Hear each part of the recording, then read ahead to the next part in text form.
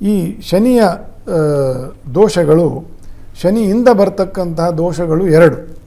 ಒಂದು ಗ್ರಹ ದೋಷದಿಂದ ಬರೋದು,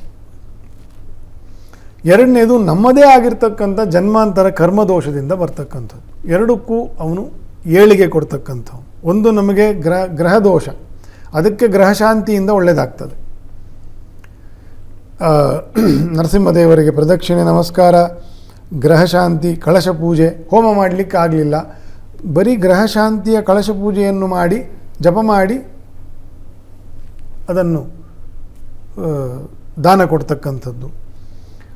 ನವಧಾನ್ಯಗಳನ್ನು ಕೂಡ, ಭತ್ತ ಹೊರತಾಗಿ ನವಧಾನ್ಯವನ್ನು ಕೂಡ ನೀರಿನಲ್ಲಿ ನೆನೆಸಿಟ್ಟು, ನವಗ್ರಹರಿಗೆ ಏನು ನವಧಾನ್ಯವನ್ನು ಕೊಡ್ತೇವೆ ಅದರ ಬಗ್ಗೆ ಹೇಳ್ತಾ ಇದ್ದೀನಿ.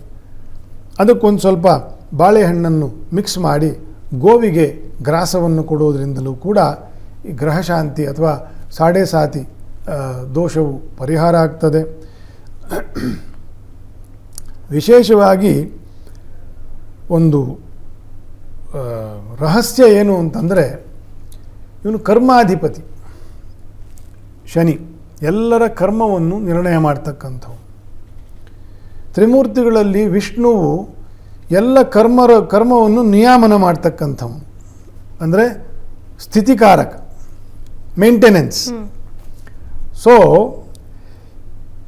ಕರ್ಮಾಧಿಪತಿ ಮತ್ತು ಕರ್ಮವನ್ನು ನಿಯಾಮನ ಮಾಡ್ತಕ್ಕಂಥವರು ಒಬ್ಬರಿಗೊಬ್ಬರಿಗೆ ಭಾಳ ಬೇಗ ಕನೆಕ್ಟ್ ಆಗ್ತಾರೆ. ಜನಕ್ಕೆ ಗೊತ್ತಿಲ್ಲ, ಹೇಳ್ತಿದ್ದೀನಿ, ನೀವು ಕೇಳಿದ್ರಿ ಅಂತ ಇವತ್ತು ಹೇಳ್ತಿದ್ದೀನಿ.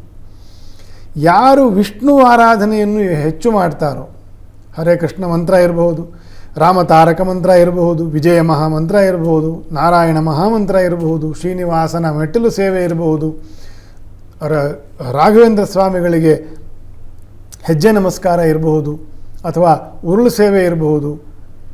ಯಾವ ಯಾವ ಬಗೆಯಲ್ಲಿ ವಿಷ್ಣುವಿನ ಆರಾಧನೆಯನ್ನು ಮಾಡಲಿಕ್ಕೆ ಆಗ್ತದೋ ಶಕ್ತ್ಯಾನುಸಾರ ಅಷ್ಟು ಶನಿಯ ದೋಷ ಪರಿಹಾರ ಆಗ್ತದೆ.